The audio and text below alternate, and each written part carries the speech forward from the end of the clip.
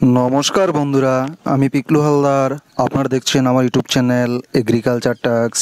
আমার ইউটিউব চ্যানেলে আপনাদের স্বাগত জানাই। তা বন্ধুরা, দীর্ঘ প্রায় 6 থেকে 7 মাস পর আমাদের উত্তরবঙ্গ তথা জলপাইগুড়ি জেলায় এই প্রথম বৃষ্টিপাত হয়েছে। এই বৃষ্টিপাতের ফলে আমাদের গাছগুলো কীরকম ঝকঝকে তকতকে হয়ে গেছে। এতদিন বৃষ্টির অভাবের জন্য গাছগুলো ঠিকঠাক মতো বাড়তে পারেনি। ঠিক একদিনের বৃষ্টিতে যেন অনেকটা গাছ সতেজ লাগছে। তো আমরা আজকে আলোচনা করব বন্ধুরা, বছরের প্রথম যে বর্ষার জল, এই বর্ষার জল গাছে কি কি ধরনের উপকার হয়। অনেকে বলেন যে বৃষ্টির জল সবচেয়ে গাছের জন্য উপকারী। তো জেনে নেওয়া যাক কিছু গুরুত্বপূর্ণ তথ্য। তো বন্ধুরা, বর্ষা আমাদের সকলের জন্য, বিশেষ করে আমাদের মতো সবুজের ভক্তদের জন্য, যারা গাছপালা ভালোবাসেন তাদের জন্য একটি জাদুকরী সময়। বৃষ্টির ফোঁটা গাছের উপর এক ধরনের জাদুকরী প্রভাব ফেলে। যত তাড়াতাড়ি বৃষ্টির ফোঁটা পাতার উপরিভাগে সুড়সুড়ি দেয়, তাদের যেন পাতাগুলো জ্বলজ্বল করে ওঠে। তো বন্ধুরা, এই বৃষ্টির জলের প্রথম যে উপকারটা, সেটা হচ্ছে বৃষ্টির জলে প্রচুর পরিমাণ নাইট্রোজেন নিয়ে আসে। কি করে বন্ধুরা? উদ্ভিদের বিকাশের জন্য নাইট্রোজেন একটি অত্যন্ত গুরুত্বপূর্ণ উপাদান। এই নাইট্রোজেন আমাদের বায়ুমণ্ডলে তথা অক্সিজেন, নাইট্রোজেন, কার্বন ডাইঅক্সাইড এবং অন্যান্য যে নিষ্ক্রিয় গ্যাসগুলো আছে, তার থেকে এই নাইট্রোজেন প্রায় 78% আমাদের বায়ুতে থাকে। বৃষ্টির জল তার সাথে নাইট্রোজেন এবং অন্যান্য খনিজ পদার্থকে দ্রবীভূত করে, যা উদ্ভিদকে এমন আকারে সরবরাহ করে যা তাদের দ্বারা শোষিত হতে পারে। এই কারণে বৃষ্টির জল যখন গাছগুলো পায়, গাছপালাগুলো দেখবেন সবুজ হয়ে থাকে। বন্ধুরা, এই বৃষ্টির জলের মাধ্যমে প্রচুর পরিমাণ অক্সিজেন দ্রবীভূত থাকে। আপনারা কখনো কি ভেবে দেখেছেন যে জলের জলবদ্ধতার কারণে অনেক সময় গাছগুলো মারা যায় বা পচে যায়? যেখানে অতিরিক্ত বৃষ্টিতে গাছপালা দীর্ঘকাল বেঁচে থাকে। এর কারণ কি? এর কারণ হচ্ছে বন্ধুরা অক্সিজেন। উপর থেকে জল পড়ার সাথে সাথে এটি আরও অক্সিজেনে দ্রবীভূত করে এবং এই ঘনীভূত অক্সিজেন জলাবদ্ধ অবস্থায়ও শিকড়কে শ্বাস নিতে সাহায্য করে। তাই আপনারা দেখবেন যেসব অঞ্চলে দীর্ঘকাল জল জমে থাকে, সেখানেও গাছপালা বেঁচে থাকে।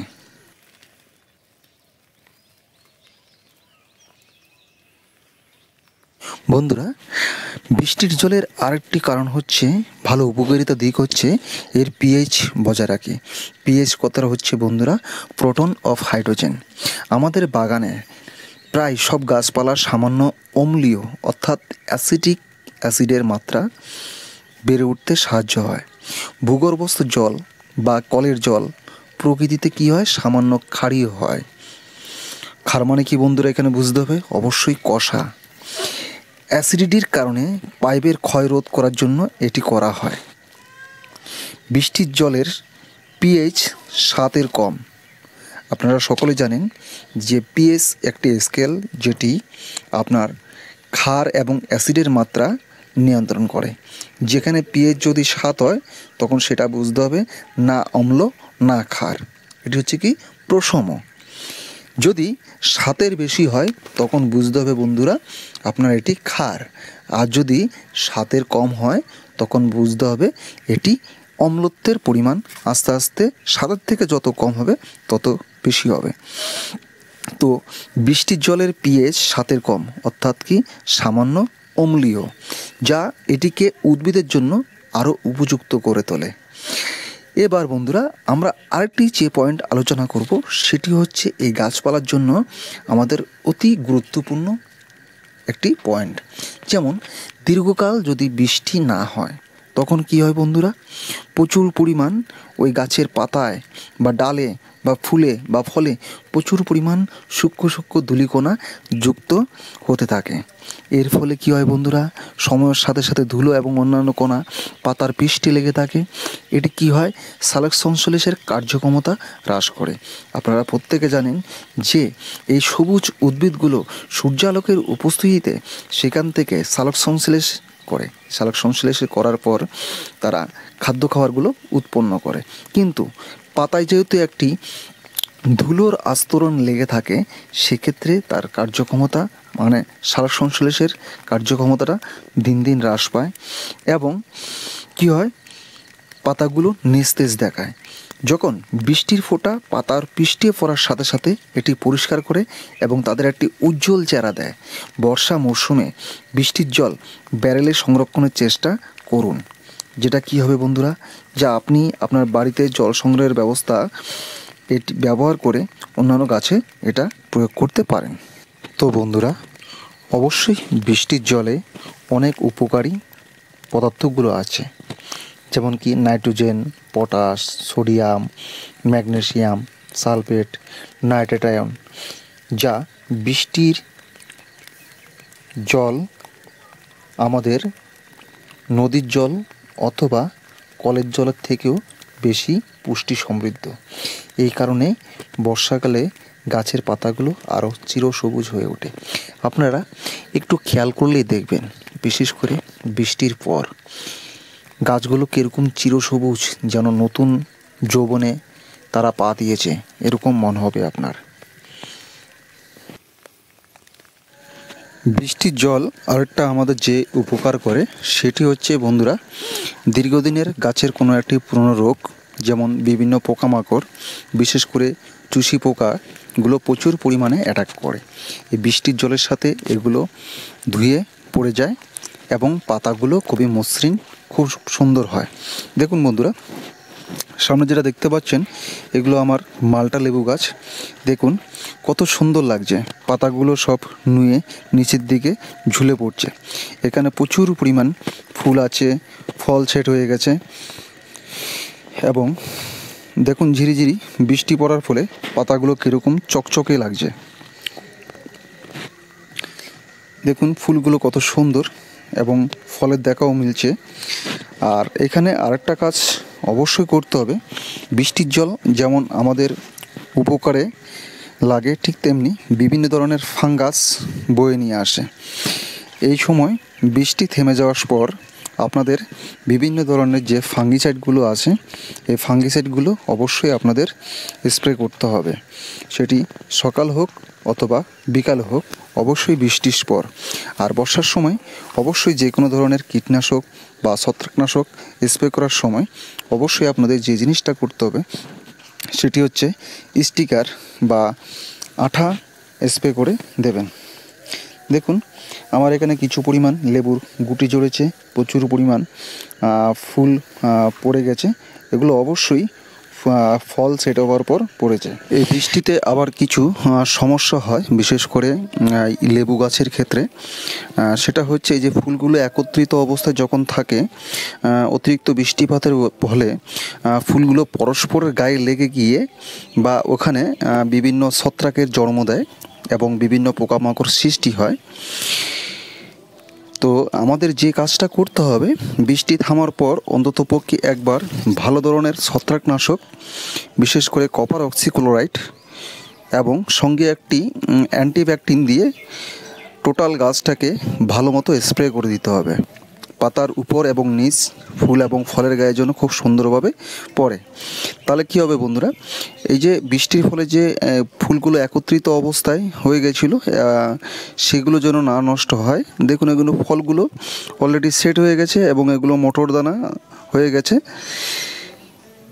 আর আমাদের আরেকটা কাজ করতে হবে এক্ষেত্রে, যে ছোট ড্রাগন গাছগুলো আছে সেই ড্রাগন গাছগুলো যেন বৃষ্টির জল অতিরিক্ত না পড়ে, সেটি একটু দেখতে হবে, মানে একটু উঁচু করে রাখতে হবে। এবং লেবু গাছের পর এক্ষেত্রে প্রচুর পরিমাণ একটু খাওয়ার দরকার হয়। তো আপনাদের যে কাজটা করতে হবে, এই বৃষ্টির মধ্যেই হালকা, এখন আপনারা কোনো রকম ইউরিয়া বা নাইট্রোজেন গঠিত সার খুব কম পরিমাণ দেবেন, না দেওয়াই ভালো। এই মুহূর্তে আমাদের সুষম আহারটা দেওয়া দরকার, যেটা এনপিকে 10-26-26 বা আপনারা স্প্রে করে দিতে পারেন 19-19 বা 20-20 এগুলো দিতে পারেন। এবং ছোট ড্রাগন গাছের ক্ষেত্রেও আগাছাগুলো পরিষ্কার পরিচ্ছন্ন করে রেখে আপনারা খুব সুন্দরভাবে সার দিয়ে দেবেন। আর বৃষ্টির জলের সঙ্গে সারটা মিশে গিয়ে যখন ডিকম্পোস্ট হয়ে যাবে এটি খুব সুন্দর একটি কাজ করবে। আর বন্ধুরা, বৃষ্টির জল যখন আমাদের গাছের গোড়ায় পড়লে তো খুবই ভালো হয়। এছাড়া আশেপাশে যেগুলো জায়গায় পড়বে সেগুলো জায়গায় প্রচুর পরিমাণে আগাছা জন্ম নেয়। এই আগাছাগুলোকে, আগাছা দমনকারী যে হার্বিসাইডগুলো আছে সেগুলো আপনারা খুব সুন্দর করে স্প্রে করে দেবেন যেন গাছের গোড়ায় না পড়ে। আর এই ক্ষেত্রে দেখতে হবে হার্বিসাইড দু রকমের হয়, একটি হচ্ছে সিস্টেমিক এবং একটি হচ্ছে কন্টাক্ট। তো বৃষ্টির আগে, অবশ্যই বৃষ্টির আগে আপনারা সিস্টেমিকটাই দেবেন। সিস্টেমিকটা সরাসরি গাছের পাতায় বা ঘাসের পাতায় যদি পড়ে, যেখানে পড়বে সেই টোটালটাই একদম গাছের যে মূল শিকড় থেকে গাছকে পুরোপুরি খাদ্য খাবার থেকে বঞ্চিত রাখবে এবং খাদ্য খাবার না পাওয়ার ফলে গাছগুলো একদম শিকড় থেকে মারা যায়। তো সিস্টেমিক আপনার যে হার্বিসাইড এটা দেওয়ার ক্ষেত্রে অত্যন্ত আমাদের সতর্কতা অবলম্বন করতে হবে। এবং আমাদের যে আরেকটু